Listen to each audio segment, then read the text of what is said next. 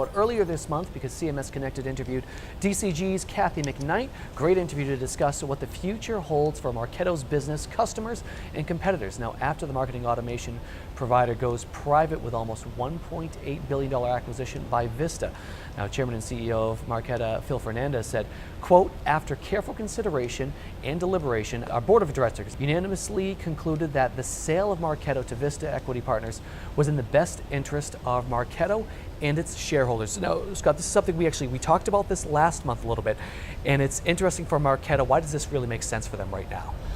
Look, I think the part of the catalyst for Marketo getting into this was that it was really difficult to be the standalone marketing automation platform out there fighting against the likes of Salesforce, who has a couple of them, Oracle, Adobe, who all have other revenue streams that they can afford to basically drop their price to make sure that they don't lose a deal to Marketo.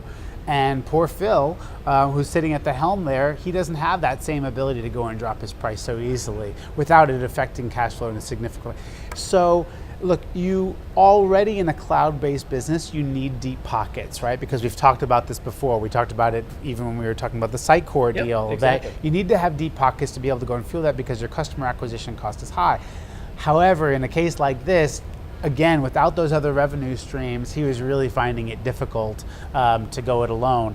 And the other reason why this makes sense is because, to be honest, there weren't that many buyers left that are without a marketing automation platform that could even afford to go and pay this sort of money. I mean, $2 billion is an awful lot of money to go pick up a marketing automation platform, and really there weren't many players left to be able to go and buy it. So they had to go find a private equity firm. So how does this affect some of their current users right now? Some of the folks that are actually already using Marketo. Does this affect them at all? Look, Vista doesn't have the greatest reputation in the world of its companies continuing to innovate. They tend to kind of say we can make money by right-sizing the organization itself a little bit, realigning the top, and maybe bringing in their own people, cutting spend, that sort of stuff. So that doesn't usually say a whole lot for innovation.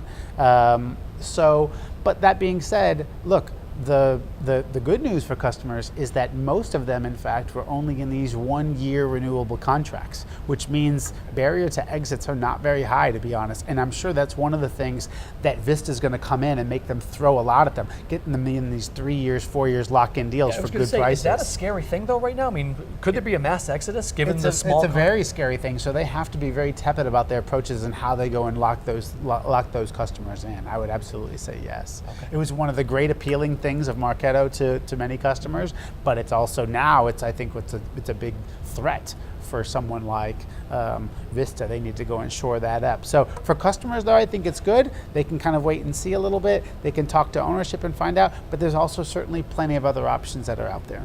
What about prospects? How does this affect them? Because prospects, they don't have that very appealing thing like you just said of, I can go in for a year and test it out. Good question. You don't know where it's going to go. I think it's a very good question. I have always really liked the platform.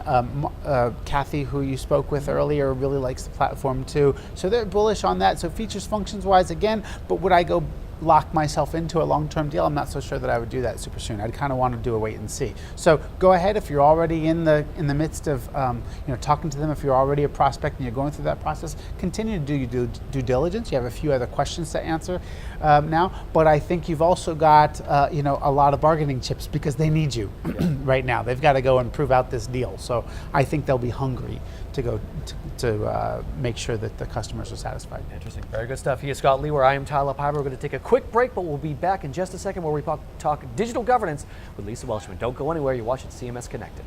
So you've got a great website. Your marketing team spends hours driving visitors to it and nurturing them into leads. And your sales team spends hours collecting, qualifying, organizing, and chasing those leads. Sales wants to focus on what they do best. Selling, and marketing wants to get on with what they do best, creating innovative campaigns. But how do you make both teams happy? The solution is marketing automation.